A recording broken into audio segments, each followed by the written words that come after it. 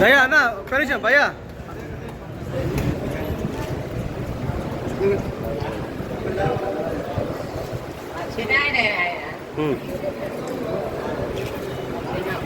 चाहिए लिए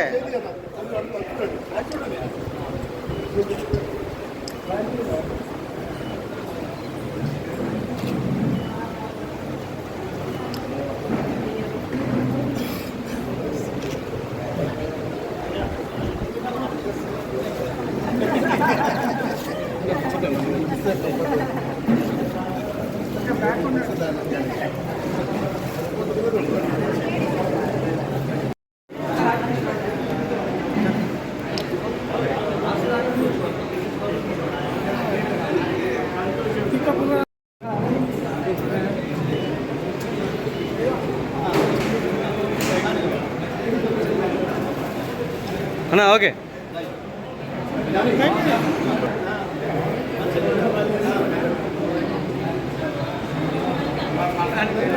राइट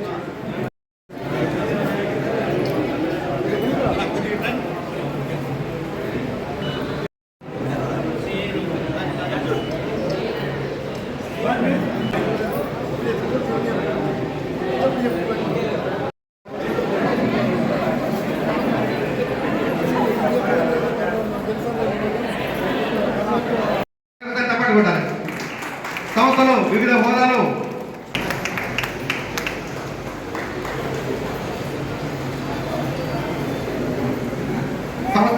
సంక్షేమం కోసం పాటుపడుతున్నటువంటి కార్యాలయ ఉద్యోగి అయినటువంటి శ్రీ దుర్గ శ్రీనివాస్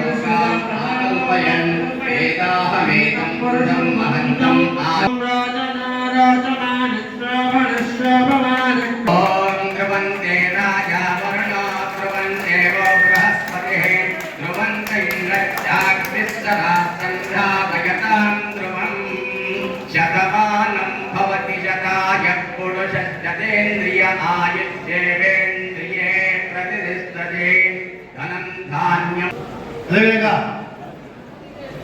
తెలంగాణ ప్రియ సహోదరుడు సాయంకాల మిత్రుడు అట్లుంటుందా అని ఎక్కడ ముచ్చటది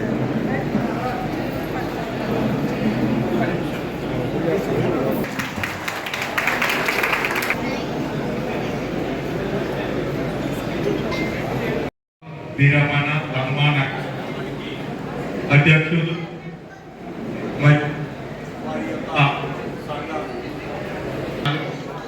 ముఖ్యంగా వారు ఇంకా నాకు తెలిసి 3 సంవత్సరాల సర్వీస్ ఉందనుకున్నాను.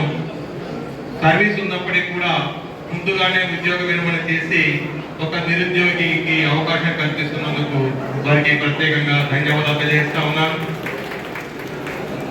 ఇక ఉద్యోగం పట్ల చూస్తే ముందు ఇల్లాలను చూసి ఇల్లు చూడాలంటారు. మా యొక్క సునీత మేడం గారు, మా అక్కగారు మా కేంద్రపల్లి మండలంలో పనిచేస్తూ ఎక్కడ పనిచేసినా కూడా మంచి గుర్తింపు తెచ్చుకొని విద్యార్థుల యొక్క తల్లిదండ్రులతో మమేకమవుతూ పాఠశాలకు మంచి గుర్తింపు తీసుకొస్తారు. అలాంటి గృహిణి భార్య కలిగి ఉన్నటువంటి శ్రీనివాస్ గారు కూడా తమ యొక్క విధులను సక్రమంగా నిర్వహించి ఉంటారని చెప్పి నేను భావిస్తూ ఉన్నాను. అదేవిధంగా ఆర్టీసీ ఉద్యోగులు చూసినప్పుడు మేము కూడా తరచుగా బస్సు ప్రయాణం చేస్తుంటాం కాబట్టి చూస్తుంటాము. మా యొక్క డ్యూటీ తోటి పోల్చుకుంటే మీ యొక్క శ్రమ అనేది విలువ కట్టలేనటువంటిది. రకరకాల వ్యక్తులు ఎక్కుతుంటారు, దిగుతుంటారు, వారి యొక్క సంభాషణ. ఈ మధ్యన ఉచిత బస్సు వచ్చినాక అసలు మీ యొక్క కష్టాలు వర్ణనాతీతం. ఏదైనా ఆర్టిస్ట్లో ఉద్యోగం చేయాలంటే ఈడి కుషతో సార్కి మరియు సభను అలంకరించిన పెద్దలందరికీ కూడా పేరు పేరు నా ధన్యవాదాలు. శ్రీనాన్న అంటేనే ఎన్ని సమస్యలున్నా ఎక్కడున్నా పిలిచిగానే నాకు ఇక్కడ ప్రాబ్లం వచ్చిందంటే వెనక చూడకుండా ఇళ్ళకు అతీతంగా ప్రతి ఒక్కరు కూడా ఫోన్ చేయని వచ్చి పిలిచి పనిచేసి పెట్టేది.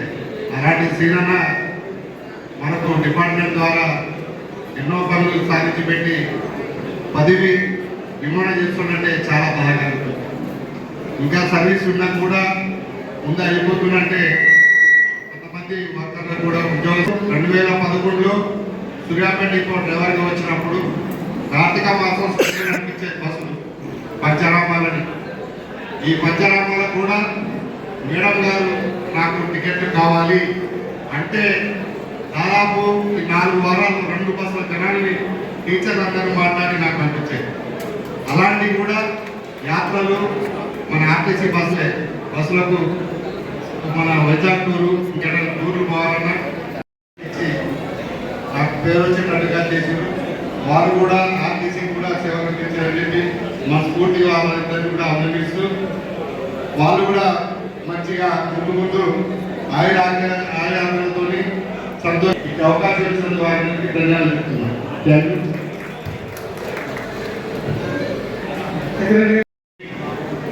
శ్రీనివాస్ గారి స్వచ్ఛంద పదవీ విరమణ సందర్భంగా ముఖ్య అతిథిగా చేసినటువంటి ఈ సందర్భంగా శ్రీనివాస్ గారిని అభినందనలు తెలియజేస్తారు. ప్రతి ఉద్యోగి కూడా ఏదో సందర్భంగా చాలా అనుగుణంగా విరమణ అనేది తప్పదు. కానీ ఇక్కడ మన చదువు ముగియగానే దయచేసి నిశ్శబ్దంగా 2 మాటలు వెళ్ళండి. ఒక 15 నిమిషాలలో కార్యక్రమం అయిపోతుంది. మన చదువు ముగియగానే పదవన్న వ్యక్తి ద్వారా ఆర్టీసీ కండక్టర్ పడిన సందర్భంగా పాలిటెక్నిక్ పూర్తి చేసుకొని కండక్టర్ ఉద్యోగంలో చేరినటువంటి శ్రీనివాసు ఈ రోజుకు దాదాపుగా 34 సంవత్సరాలు పూర్తి చేసుకొని మన సూర్యాపేట డిపోకు ఏకదాటిగా 15 సంవత్సరాలు డిపో సెక్రటరీగా పనిచేయడం అనేది ఇది చాలా అరుదైన విషయం. పాలిటెక్నిక్లో డిప్లొమా చేశాడు. చేసిన తర్వాత ఒకవేళ పాలిటెక్నిక్ నుండి వేరే జాబ్ వస్తే నాకు ఈరోజు అనిపిస్తుంది ఇంతమంది ఆర్టీసీ ఉద్యోగుల అభిమానాన్ని చూరగొనేవాడు కాదేమో అనిపిస్తుంది.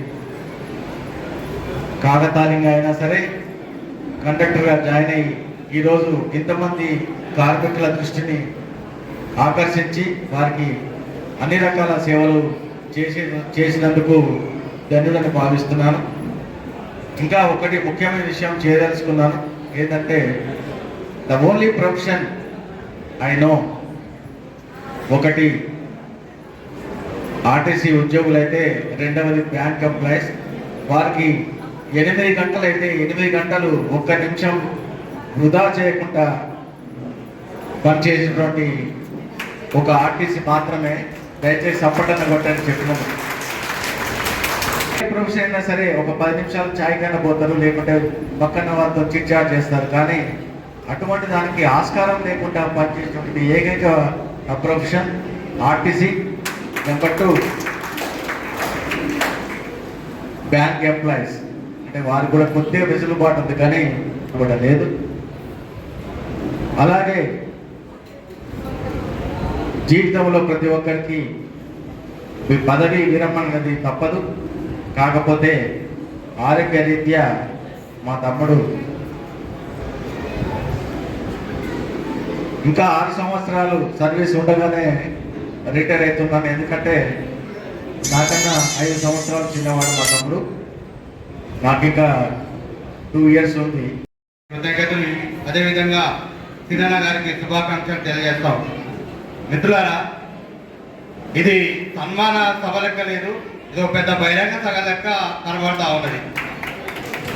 ఏంటంటే సీనన్న యొక్క మాటలు, సీనన్న మనతో కలిసినటువంటి, తిరిగినటువంటి, చేసినటువంటి ఈ యొక్క పనులు ఈరోజు ఈ యొక్క వేదిక ద్వారా పంచుకోవడం అనేది సమయం సరిపోతుంది. కానీ ఇంకా ఒక 2 రోజుల కార్యక్రమంగా మనం భావించాల్సిన అవసరం వస్తుంది.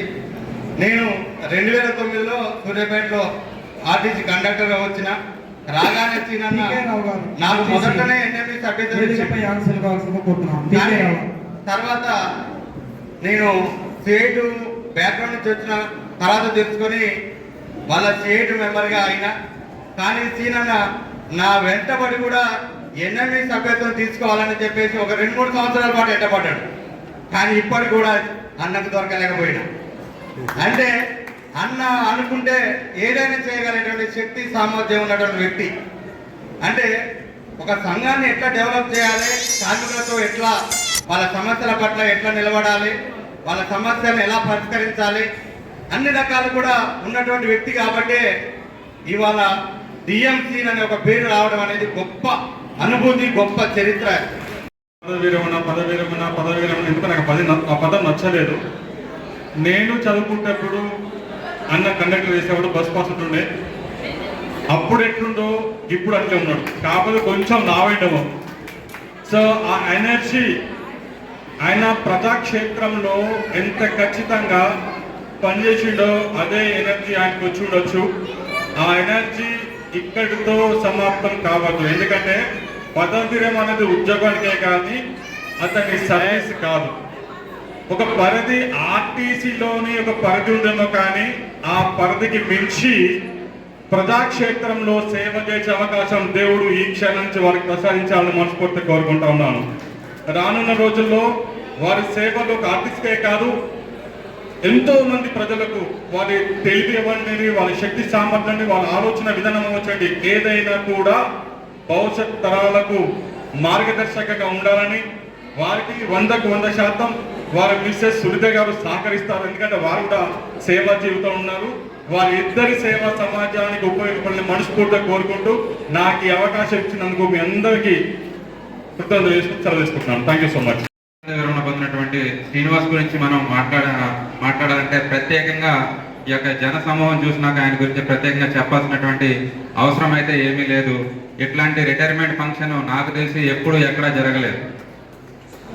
మరి 1 వీక్ బ్యాక్ డిఎం గారిని పర్మిషన్ అడిగాడు, డిపోలో చేసుకుంటా సార్ అని.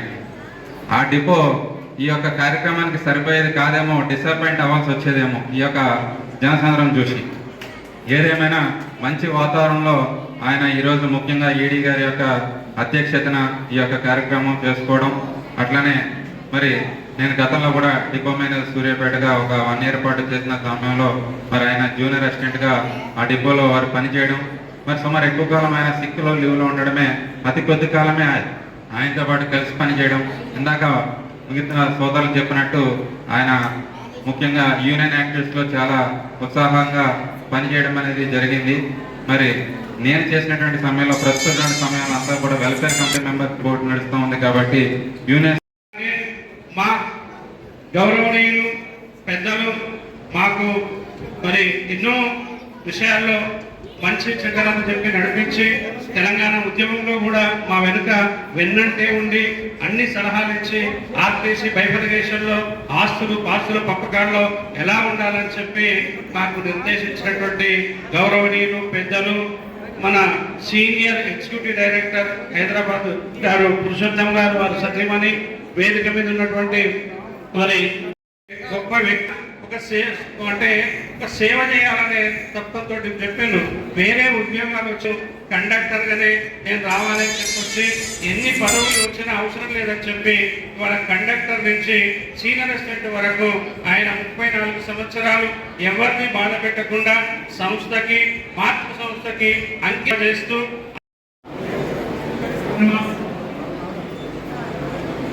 మిత్రులు, సతీతులు, స్నేహితులు అందరికీ నా నమస్కారాలు. ముందుగా శంకర్ శ్రీనివాస్ రిటైర్మెంట్ సందర్భంగా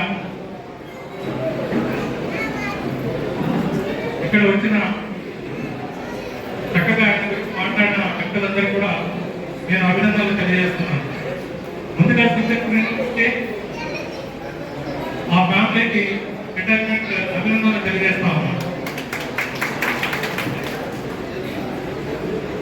ఎంతమంది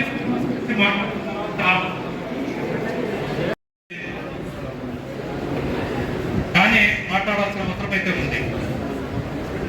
మైక్ కూడా మొరాయిస్తూ సహకరించలేదని ఎంతమంది మాట్లాడారు అంటే శ్రీనివాస్ అంటే ఎంత అభిమానం ఉందో చూడండి. ఒక మేధావి అన్నాడు,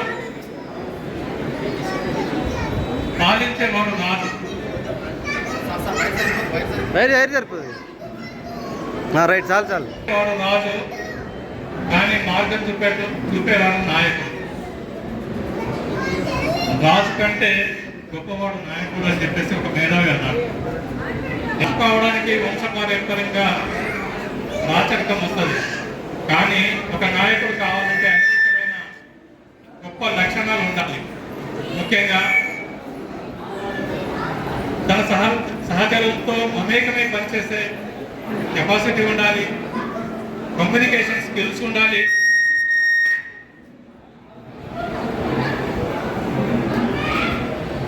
తన జీవితంలోని టైం అండ్ ఎఫర్ట్స్ని కేటాయించగలిగే సత్తా ఉండాలి.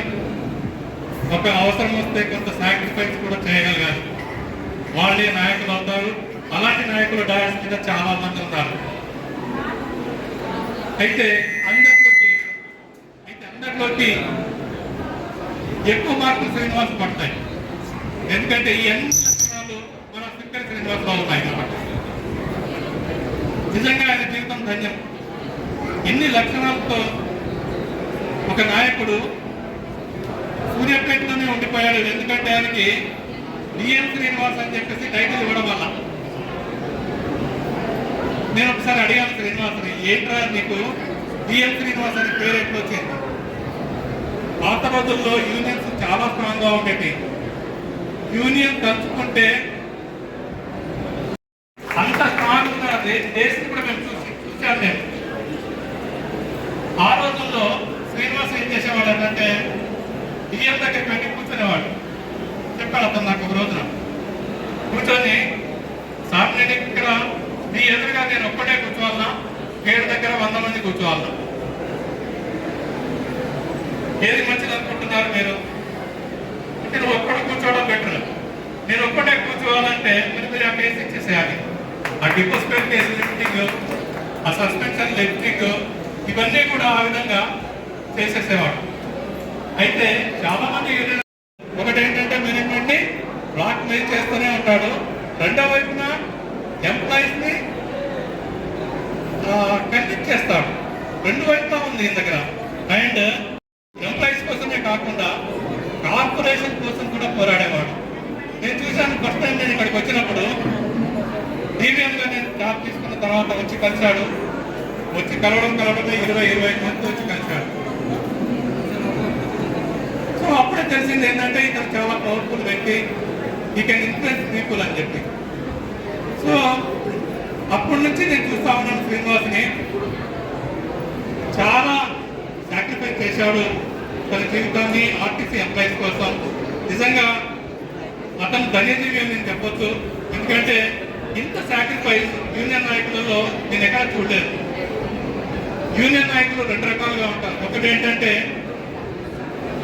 ఫార్మల్ లీడర్, రెండవది ఏంటంటే మేడ్ లీడర్. అంటే లీడర్స్ తయారు చేయబడతారు, ఆ పుట్టుకతోనే లీడర్ అవుతారు. మన Srinivas is a born leader. ఎందుకంటే కార్పొరేషన్లో పుట్టిన దగ్గర నుంచి రిటైర్మెంట్ దాకా అతను లీడర్షిప్లోనే ఉన్నాడు. ఇంకా వేరే ఏం చేయలేదు అతను. చాలా మంది అంటారు 17 సంవత్సరాలు డిపో సెక్రటరీ, 17 సంవత్సరాలు డిపో సెక్రటరీ, 15 సంవత్సరాలు చేసినా రిటైర్మెంట్ నాటికి ఏదో ఒక హోదాలో ఆయన యూనియన్లో కంటిన్యూ అయ్యి తన జీవితాన్ని మొత్తాన్ని యూనియన్కి అంకితం చేసిన గొప్ప నాయకుడు మన శ్రీనివాస్. నేను ఇంకా ఇంకో మాట కూడా చెప్పదలుచుకున్నాను. యూనియన్ నాయకులు రెండు రకాలుగా ఉంటారు. అతని నాయకులే రెండు రకాలుగా ఉంటారు. ఒకరు ఆస్తిని పోగేసేవాడు, ఒకరు ఆస్తిని పంచేవాడు. మన శ్రీనివాస్ ఆస్తిని పంచే వ్యక్తిగా నాకు బాగా తెలుసు. రీసెంట్గా ఒకసారి ఫోన్ చేశాడు నాకు. 6 months 8 months అయింది. ఆ శివశంకర్ డిప్యూటీ నల్గొండ ఇక్కడ డిఎంగా పనిచేస్తున్న రోజుల్లో ఒక మంచి పని చేశాను సార్ అన్నాడు. ఏం చేసావా అన్నాడు. మా అమ్మాయి అమెరికా నుంచి నాకు ₹1,00,000 పంపించింది. 90,000 రూపాయలు పెట్టి నేను ఫ్యాన్లు అండ్ కార్డ్స్ మీద బెడ్స్ కొన్నాను సార్ డిపోలో వస్తువుల కోసం అన్నాడు. So this is returning to the society. దాన్ని ఎక్కడ చేసినా కూడా కొంత సొసైటీకి రిటర్న్ చేయాలి. కొంతమంది నాయకులు మాత్రమే ఉంటుంది. అలాంటి నాయకుడు మన శంకర్ శ్రీనివాస్. శంకర్ శ్రీనివాస్ గురించి చెప్పుకుంటూ పోతే చాలా ఉన్నాయి. ఏంటంటే మనుగడకు మార్పప్పుడు నేను 3 డిపోలు అప్పుడు సూర్యాపేట డివిజన్ అనుకుంటాను. శ్రీనివాస్ సొసైటీలో ఇన్వెస్ట్ చేసి ఆర్టీసీకి కావాల్సిన అనేక పనులు చేయించే కెపాసిటీ ఆయనకు ఉంది. నేను ఆయనకు ఒక టార్గెట్ ఇచ్చాను. ఏ టార్గెట్ ఇచ్చానంటే ప్రయాణికులు ఈ కూడళ్ళ దగ్గర నిల్చొని ఇబ్బంది పడుతున్నారు. సో వాళ్ళ కోసం బస్ షెల్టర్ కట్టించాలని శ్రీనివాస్ అని చెప్పాను. లయన్స్ క్లబ్ కానీ వేరే తనకు తెలిసిన వాళ్ళ ద్వారా కానీ అవన్నీ కట్టించడానికి ఆయన ట్రై చేస్తూ ఉన్నాడు. ఈ లోపలే వాడికి చిన్న హెల్త్ ప్రాబ్లం వచ్చి రిటైర్మెంట్ తీసుకుంటున్నాడు. ఒక వ్యక్తి మామూలు కండక్టర్ స్థాయి నుంచి వచ్చిన వ్యక్తి నేను ఆయన డిఎం శ్రీనివాస్ గా కాకుండా ఏఎం శ్రీనివాస్ గా చూడాలనుకున్నాను. అంటే అసిస్టెంట్ మేనేజర్ గా చూడాలనుకున్నాను. ఆ కెపాసిటీ ఉంది. యాక్చువల్గా కంటిన్యూ అయి ఉంటే చక్కగా పిఓ పర్సనల్ ఆఫీసర్ కూడా అయ్యేవాడు. అంత టాలెంట్ ఉన్న వ్యక్తి, అంత క్రియేటివిటీ ఉన్న వ్యక్తి. కాబట్టి శ్రీనివాస్ని నేను మనస్ఫూర్తిగా అభినందిస్తూ వాళ్ళ కుటుంబానికి ఆయనకి పోస్ట్ రిటైర్మెంట్ లైఫ్ అద్భుతంగా ఉండాలని నేను మనస్ఫూర్తిగా కోరుతూ సెలవు తీసుకున్నాను. Thank you. అదృష్టం ఈడీ గారిలోని మరి సన్మానం. అదేవిధంగా ఈ కార్యక్రమంలో నల్గొండ డిప్యూటీ మేనేజర్ గారు, అదేవిధంగా వివిధ డిపోల మేనేజర్ గారు ఈ యొక్క కార్యక్రమానికి పాల్గొన్నారు. సూర్యాపేట అసిస్టెంట్ మేనేజర్ గారు, మరి ఆఫీస్ సిబ్బంది డిప్యూటీ సూపరింటెండెంట్ వెంకరెడ్డి గారు, పుల్లయ్య గారు, పుల్లన్న గారు, ఇంకా